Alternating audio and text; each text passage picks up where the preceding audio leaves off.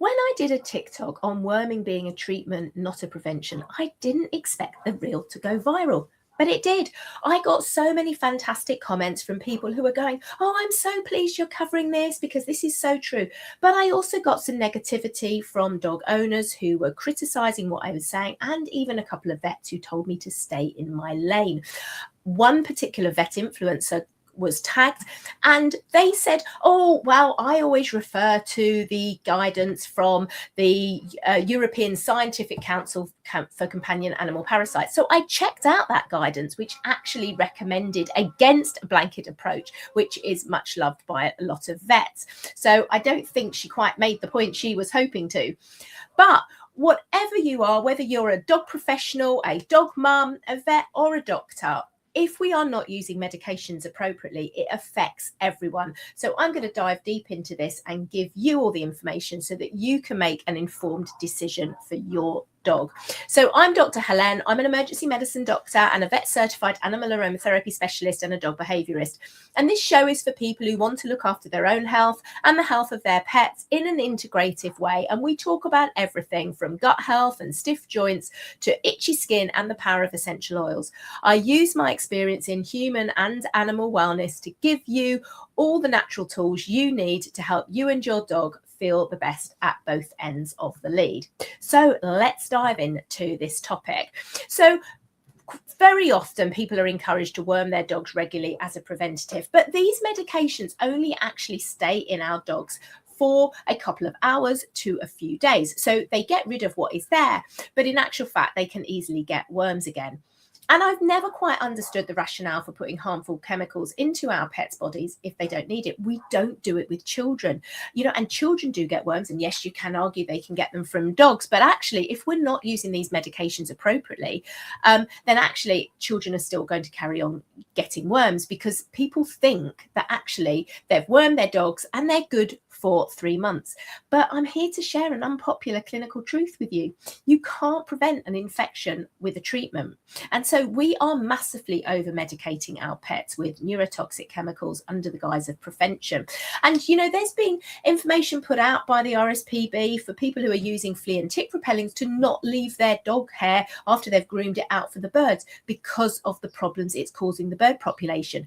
And also these toxins are running off into rivers. So we do need to be really mindful about this. So a chemical wormer is an anthemic medication designed to target, paralyze and kill active living parasites currently residing inside your dog's gastrointestinal tract. Now, once the drug clears the dog's system, usually like I said, a couple of hours or a few days, its job is done and it leaves behind zero residual barrier. So nothing there.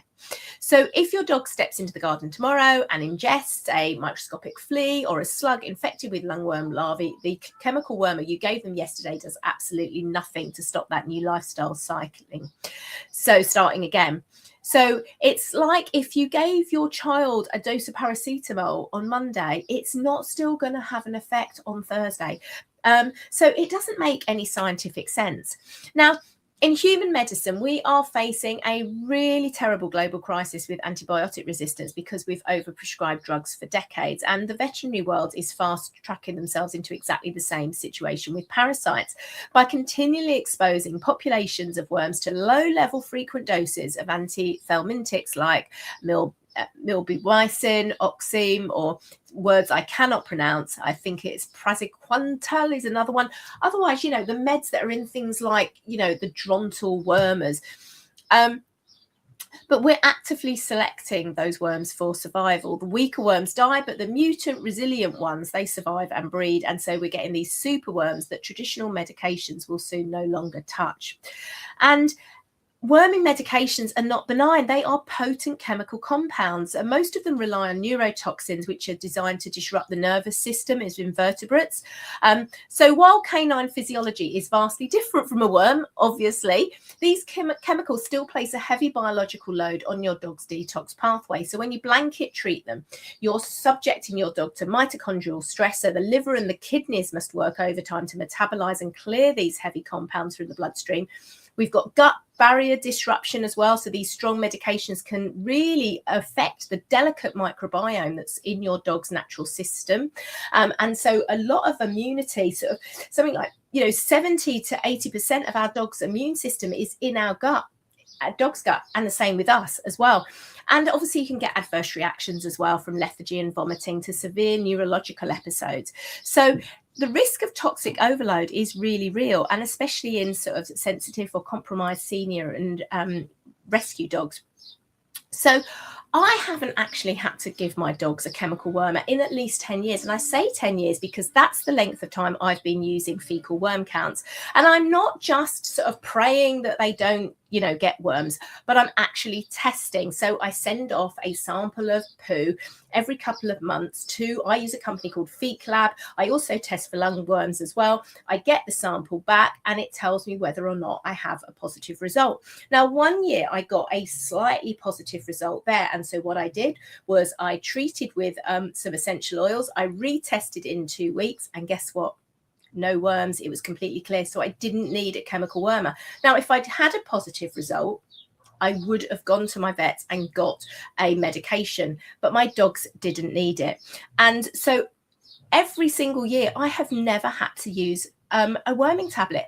And so I do feel that we are probably overestimating how much our dogs are actually affected with worms, because no one's doing the testing. So the best way to prevent worms isn't actually to kill them after they arrive. It's to make your dog's gut a really horrible environment so that the parasitic larvae can't take hold in the first place. So I'm a big fan of raw feeding and real food, and a healthy species appropriate fresh diet creates a robust gut microbiome and optimal stomach acidity. So that will naturally destroy ingested pathogens. And then natural repellents as well, with whole food additions like fresh crushed pumpkin seeds, which contain a substance called curcubitacin. I think you pronounce it. Oh, who knows? But anyway, it's an amino acid that paralyzes worms, and grated carrot as well acts as a physical and biological broom for the digestive tract. So they two things that are so easy to do. Just grate some carrot and add some ground pumpkin seeds. So, have you tried that? Let me know. So I'm going to give you some of my favorite options now. Now, I love obviously the seeds and the grated carrot.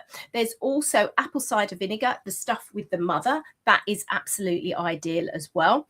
And you want to, for the apple cider vinegar, you're going to add maybe like 1/4 to 1 teaspoon per day in your dog's food. Never add it to your water because you don't want to turn them off drinking. You can also add some vegetable juice, such as 1 teaspoon per 5 kilogram of your dog's body weight per day, such as fresh carrot, beetroot or cucumber. And then, those fruit and veggies, at least a teaspoon of fruit and veggies per 5 kilogram of your dog's body weight to meals twice a day. So things like cucumber, carrot, watercress, greens, squash and fennel. Pineapple is a great choice, as well as pomegranate. And then if you're using the pumpkin seeds, you're going to look at like 1/4 teaspoon per 5 kilograms of weight once or twice a day. Now you need to grind those up. Okay. And I just use a coffee grinder to grind those up, but it's so easy to do. And, ideally just choose a variety and mix in. Now, other things I use is fermented vegetables as well, and that's really nice, and you can work up to adding that in just 1 to 3 teaspoons per day. And make sure obviously you've got ones that don't have onion in. I also like to use an essential oil blend called DDR Prime. You can also add in rosemary, and I use another blend called Zengest as well. And I mix this. My dogs do have DDR Prime every day because it's very good for so many different things, such as supporting their immune system and their musculoskeletal system. And if you want to get any of the oils I mentioned, just pop to my essential oil store. You can just pop to my website, and I'll link all the details in the caption so you can get there. But it really is time for us to move away from the outdated corporate separate veterinary model of blind calendar-based medicating and actually stop treating an infection your dog might not even have. So switch to regular worm counting, build up their internal immune system with real food, and preserve those heavy chemical treatments for whenever you need it. So I hope you found that really interesting. If you have, please like and share this podcast and give me a 5-star review. And don't forget to subscribe for the next one as well. And let me know in the comments what you would like to learn about. Stay safe, stay well.